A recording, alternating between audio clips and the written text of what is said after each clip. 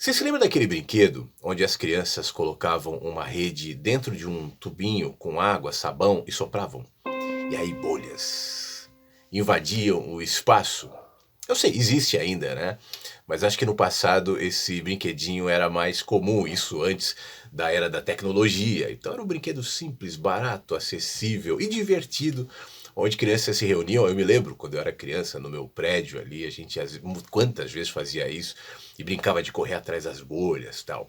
Agora imagine o seguinte, dentro de cada uma dessas bolhazinhas de sabão que duram um segundo, talvez uma ou outra ela se estenda um pouco mais, o vento vai carregando, ela não bate em nada e a vida dela dure 2, 3 segundos, mas o normal é durar pouquinho. Imagina que dentro de cada uma dessas bolhas tem uma realidade. Um exercício de imaginação aqui.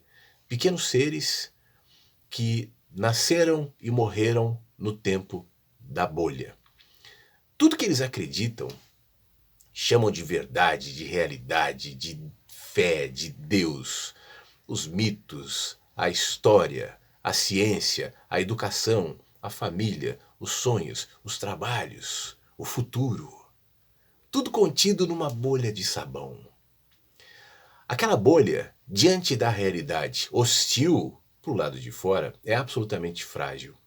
Alguns bichinhos ali dentro intuem isso e vivem tentando evitar que a bolha tenha contato com a realidade. Porque se, por exemplo, uma gota d'água chove, ou nem isso, de repente o vento desloca aquela bolha até uma flor, né? Por mais frágil que seja a flor, é suficiente para explodir a bolha.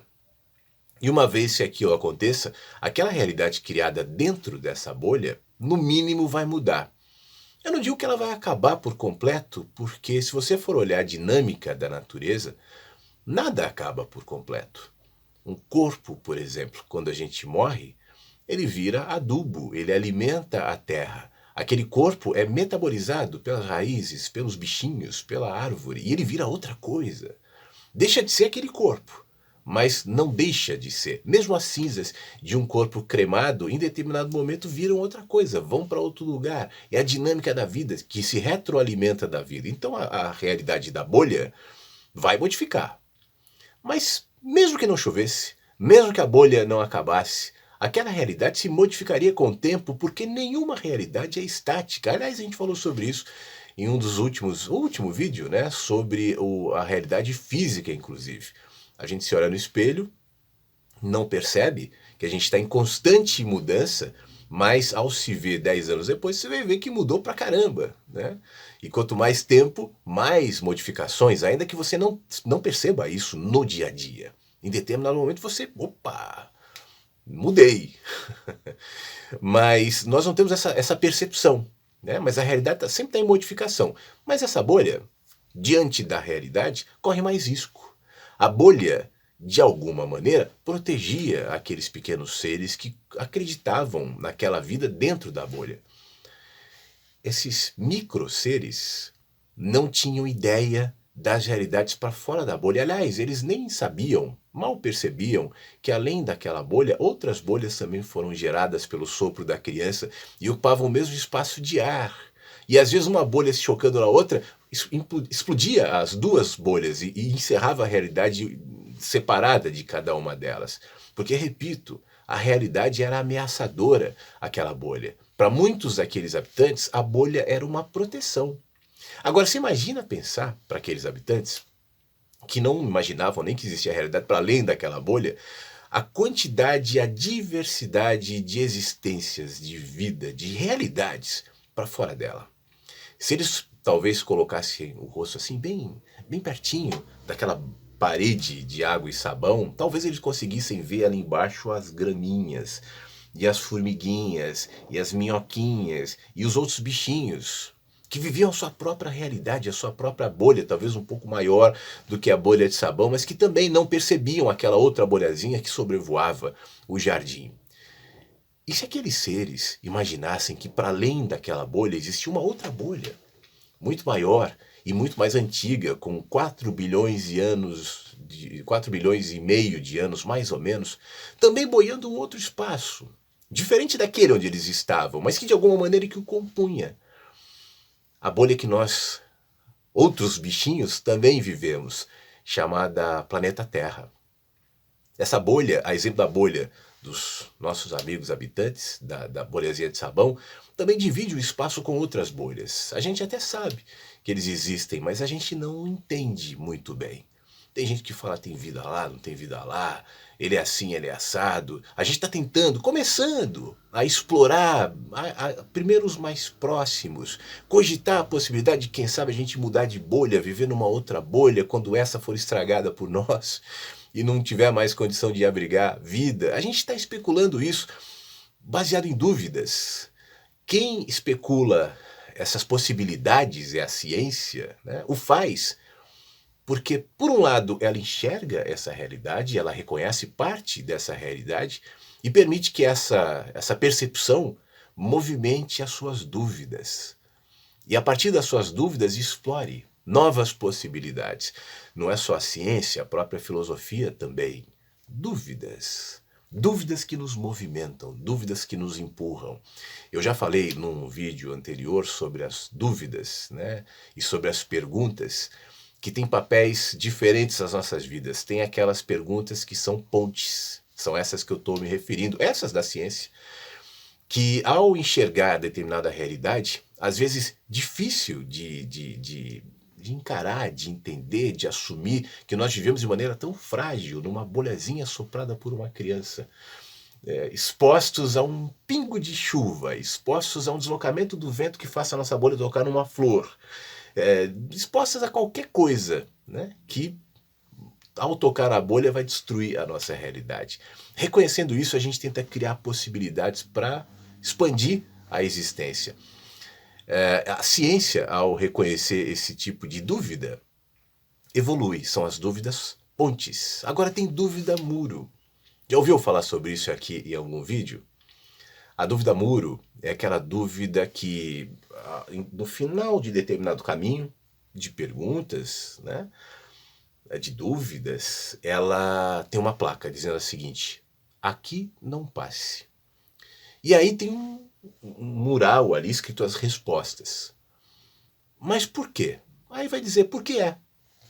Ou porque Deus quer, ou porque é assim, ou porque todo mundo sempre acreditou assim, ou porque fulano pensava assim, por que eu vou pensar diferente? Essas são as dúvidas pontes. Não prossiga.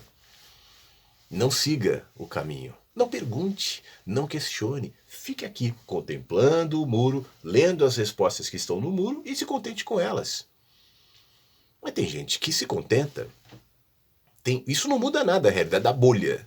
Mas faz com que pessoas dentro da bolha, ao se depararem com a questão ponte, com as dúvidas e as perguntas ponte, se acomodam e está tudo bem.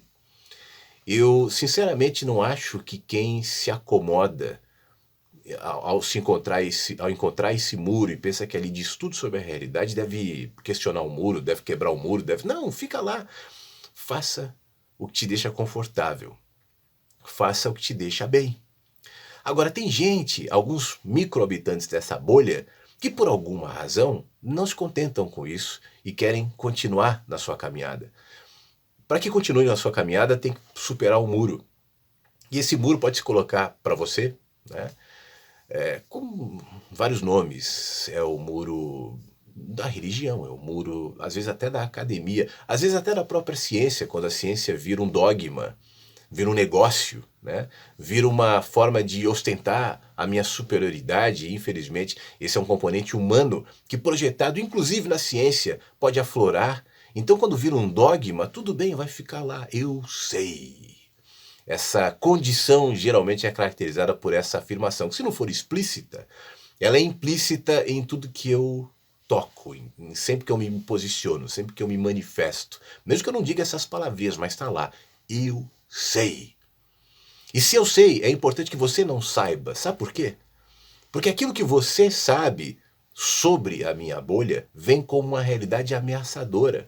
Talvez o que você sabe e eu não quero saber, não quero enxergar, não quero questionar, não quero discutir, não quero pensar, ele seja uma gota de ameaça. A gota não é a realidade completa. O que você sabe ou o que eu sei, também não. Mas talvez diante da bolha, onde eu e você nos escondemos, o que o outro pensa, a realidade do outro, o olhar do outro, que também é uma verdade, afinal de contas é a construção de uma outra perspectiva, ela pode gerar na minha bolha uma ameaça, e eu sei o perigo de uma gota d'água. Eu sei o perigo do deslocamento de um vento que pode fazer com que minha bolha se choque numa flor, numa planta, numa grama, numa árvore e exploda todas as minhas certezas, mas isso é uma questão de tempo. Ainda que eu proteja a minha bolha com todo o meu esforço, com todo o meu medo, com todo o meu ressentimento, em determinado momento, assim como todas as outras bolhas, ela vai explodir, porque a bolha é a expressão daquele momento. Essa bolha, onde a gente está, é a expressão do sopro, do fôlego momentâneo de uma criança que e criou essa realidade. Mas essa realidade, como a gente dizia agora há pouco, será certamente substituída por outra. E por outra, e por outra, e por outra. Assim que essa bolha explodir, o que vai ocupar esse espaço onde agora ela flutua? Um vento, uma brisa, uma folha que vai cair, alguém que vai passar, uma planta, um pássaro. Esse espaço será ocupado hoje pela minha bolha. Amanhã, sabe-se lá pelo quê? Da micro-realidade onde nós estamos, que são as nossas bolhas, as macro-realidades que a gente estuda, intui, percebe, discute, questiona, mas não conhecemos de fato que a existência, as dinâmicas são parecidas e todas serão permeadas pelas certezas que eu construo e quero carregar, e a ameaça da pergunta, do questionamento, da dúvida, que de alguma maneira sugere que a minha bolha é temporária. Esse ambiente onde a gente está, essa bolha aqui, ó, que é a internet, ela é construída assim também, né? Estimula-se as certezas, as brigas, tal. E por isso tem tanta gente cheia de verdades e de certezas aqui. Mas isso é uma condição humana, não criada pela internet. Está presente em tudo aquilo que a gente sustenta como ética, como religião, como fé, como intelectualidade, como verdade, porque isso nos traz conforto. Eu gosto, eu preciso acreditar nas minhas realidades, nas minhas verdades, todos nós. Mas é bom saber que elas não vão ser eternas. Elas se modificarão. E quando isso acontecer, e esse é o propósito desse vídeo aqui, eu só quero te lembrar que você pode enxergar as suas realidades a partir do medo, porque isso vai me gerar insegurança e medo, que é o medo das minhas certezas, ou do arejamento das minhas dúvidas, que se num primeiro momento pode gerar algum tipo de desconforto, como eu vou viver sem acreditar, sem as certezas absolutas? Num segundo momento, ultrapassado, o medo me gera o movimento. E no movimento, novos cenários. E no movimento, o ar. No movimento, o conhecimento de outras realidades, outras pessoas, isso me melhora, isso me expande. Talvez, no seu caso, seja importante somente perder o medo da dúvida. Talvez, ao perder o medo da dúvida, você não tenha a resposta definitiva para isso que você está procurando. O mistério da vida, para onde eu vou depois que eu morrer, de onde eu vim, para onde eu vou. Porque isso o ser humano, o bichinho da bolha, está buscando desde que chegou aqui.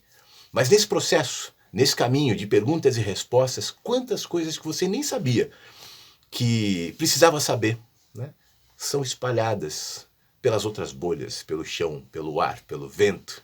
E isso te melhora. Perder o medo da dúvida é fundamental.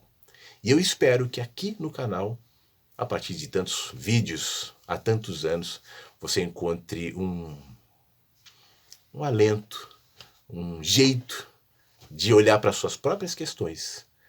Saber que eventualmente você pode estar certo, pode estar errado, enfim, pode chegar a determinada conclusão ou não, né?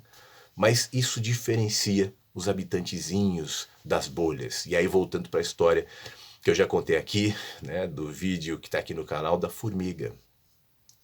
Uma formiga que daqui a pouco acordou e se percebeu formiga. Ao perceber-se formiga, naquela bolha criada por uma realidade de formiga, ela entendeu que tudo aquilo que era a verdade definitiva da formiga era só verdade de formiga. Era verdade. Não era mentira. As pedrinhas verdade para a formiga. O Deus formiga com as suas anteninhas e mãozinhas, verdade. A imagem e semelhança da formiga. Essa realidade não mudou nada em relação aos conceitos, às ideias, às verdades das formigas.